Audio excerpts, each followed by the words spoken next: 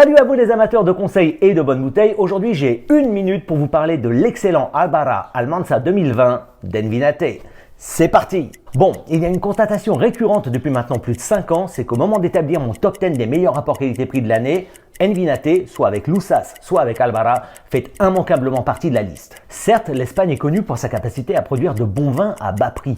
Mais là, je vous parle de vins qui sont capables d'atteindre la précision et les qualités de certains des vins les plus recherchés de la planète, à une fraction de leur prix. Ce qui est compliqué avec Envinate, qui est un projet développé par 4 amis sur 4 zones de production très distinctes en Espagne, c'est que fort logiquement, chaque cuvée possède une identité très marquée par un farouche sens de lieu. Lussas, c'est la beauté fragile de la Mencía sur des terroirs frais combinés à l'aspect montagneux de la Ribera Sacra au nord-ouest. Tagana-Nemigan, c'est la nature sauvage et saline de Tenerife, une île plus proche des côtes du Maroc que du continent espagnol. Tiamarela, c'est le tour de force de donner un côté classe à un cépage aussi rustique que la Trincadeira, non pas au Portugal, mais sur les hauteurs d'Estremadura, au sud-ouest.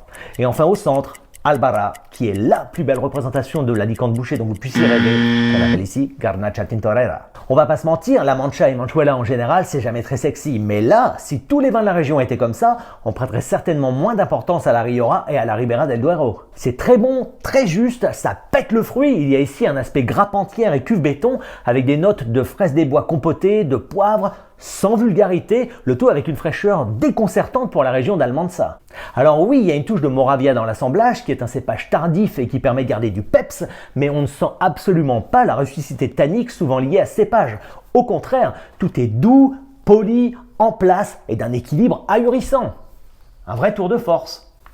Bravo. J'ai dépassé? Non, continue, je vais boire un café. Aïe!